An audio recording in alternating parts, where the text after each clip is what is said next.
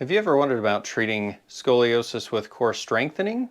Have you ever been told that you should core strengthen because you have scoliosis or some other spinal deformity?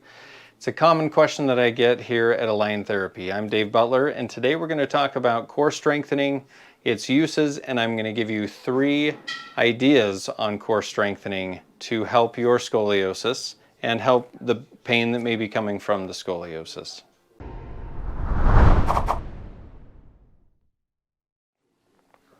Okay, so there were a couple of research articles that came out recently, and I'm going to put those in the description so you can look at those, that looked at core strengthening and does it affect scoliosis. One of them that was really interesting was looking at a meta-analysis of different research studies that look at core strengthening and whether that's beneficial for scoliosis or not. They were looking at whether or not it reduced progression of the curve and other things like that. One thing that was really interesting is looking through that research article, there are so many, so each study has different core strengthening exercises that it uses in that study.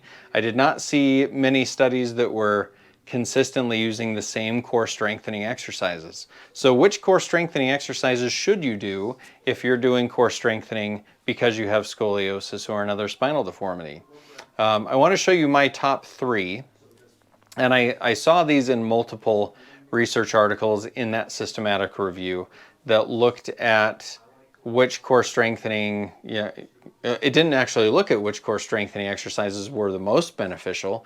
All these had different exercises from Supermans to crunches to sit-ups to planks to, I mean, all kinds of core strengthening. So how do you know what to do? These research articles look at core strengthening for scoliosis treatment, but which core strengthening should we be doing? There are certain core strengthening exercises I do not like my patients doing when they have scoliosis. So how do you know which things to do? So I want to boil that down to my top 3. A little disclaimer, these are not strengthening exercises to stop progression of the curve. These are not exercises to cure or fix scoliosis. These exercises are the top exercises that I do with my scoliosis patients to help strengthen and stabilize their spine, which helps with scoliosis correction exercises. Ideally, we're doing these exercises in combination with Schroth method exercises or C's approach exercises. So that's something to consider. If you're watching this video and you want to treat your scoliosis with core strengthening, I would highly recommend adding a physiotherapeutic scoliosis specific exercise program, PSSE, like Schroth or C's, to help augment that and help you get the best results possible. Those are the ones that have been shown to stop and reduce progression of the curve. Core strengthening is pretty weak on that. With that said, I still want to show you some core strengthening exercises. My top 3, I gave these to a couple of patients yesterday to do as part of weaning off of the brace, as part of increasing strength because they had weakness. If you have back pain and you have other issues, consult with your physician or with your physical therapist to make sure these exercises are good for you. Don't just go and do them, and if you're having any pain, then back off and consult with someone about that. These should not be painful. So if you're having pain with any of these 3 exercises, stop, consult with someone, and make sure you're doing them correctly. Okay? So 3 simple exercises. These aren't crazy exercises that take a lot of equipment or anything like that. The 3 exercises, the first one we're going to do is just a regular plank. I've done these before on this channel, and planks are a great exercise to increase stability of the core. They have to be done correctly, and we're not doing crazy planks here. We're just trying to increase stability. The plank that I like the best is on the elbows and on the toes. So, for example, we're on our elbows, we're on our toes, and we're holding a good plank position. We're trying not to let the low back sag. We're trying to keep the abdominals engaged. We're not up like this. And we're trying to maintain that good posture as long as we can, really. So if you're doing that and you're noticing that your form is not great. So your low back is arching, or your hips are flexing and you're going up like that. That's probably as long as you need to do it. Work your way up to doing it longer. I usually don't have people do a plank longer than 2 minutes. If that's a challenge, you can start out smaller, where you're doing a plank with your arms on something elevated. So in here, I usually will have people do a plank with their elbows on the table and their feet on the floor. And they hold it like that. And then as they get stronger, we progress to lower and lower until we get to the floor. So a plank, great exercise for general core strength, hits the abdominals. Form is important, so watch that. So that's exercise number 1. Exercise number 2 is similar. It's a side plank. Most people hate side planks. My patients really don't enjoy side planks. But the thing I really like about side planks is it works those side muscles, those obliques, the quadratus lumborum, a lot of those muscles on the side that don't get worked in a lot of other ways. This is something I really like to have patients do if they're braced. If they're braced, planks and side planks, I want them to do that to maintain their strength, because bracing does weaken the muscles. So there are a couple of different ways to do a side plank. One way, feet straight. This is the standard way. On the elbow, hand on your hip, and you're raising up into a side plank position. And then holding that where you're just staying straight. Not going past neutral and not staying under neutral, just going to where things are straight, like that.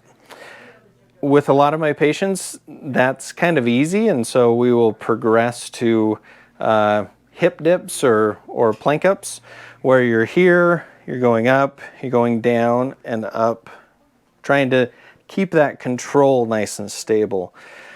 If that's too hard, you can bend your knees, keeping your knees in line with your body, and you can go up from there. That's a lot easier, less intense through the core, and you can do the same thing with hip dips, or you can just hold that. Side planks are a great exercise to increase stability of those side muscles. And it does general core and even up into the shoulder too, so I actually really like side planks. Again, make sure there's not pain as you're doing the side planks. If there's pain, stop, figure out why there's pain before you continue. Exercise number 3. So we're I guess it's still kind of like a plank, but exercise number 3 is a bridge. A lot of my dancers think a bridge is with their hands and lifting their hips up. A hip hinge or a hip bridge or a glute bridge is what I'm looking for. So I like to do it with a ball. So I'll show you with a ball, and then I'll show you without a ball. Legs are up on the ball. Your hands can be down on the table or on the floor. And then I like to have people tighten a little bit in the abdominals, and then they're raising up into a bridge position. The reason I like the ball is it adds a little bit of instability. So as you come up, you're squeezing your glutes to raise up and then coming back down. To make this a little bit harder, you can put your arms across your chest, raise up. The instability of the ball makes you have to stabilize through your core. So up and down, I usually will have people do 3 sets of 10 of these. And it's a great exercise. If you're more advanced, you can do I'd put my hands down for this, a single leg bridge where you're focusing on one side, getting those glutes really kicked in. So we get the glutes, the lumbar paraspinals, we get some hamstring activation. All those things are good. If we take the ball away, we can do a bridge with feet on the table or on the floor and raise up to where you're straight.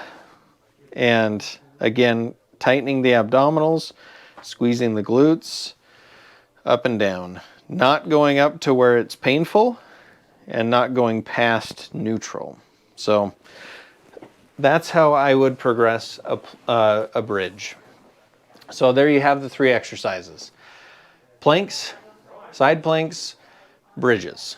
Those would be my top 3. If someone came to me and said, I have scoliosis, what are some good core exercises? I'd give them those 3. Now there are hundreds and thousands of other core exercises that you could do for scoliosis. These are simple exercises. I find that form isn't a huge issue with most people with this, and these are my top ones to give to my patients. Again, this is not reducing progression of the curve necessarily. This is not correcting the scoliosis curve, but it can be helpful to strengthen the muscles so we can work with better muscle strength. That will only help your Schroth method exercises, your C's approach exercises, your postural elongation and all those things. So I'm a huge fan of core strengthening.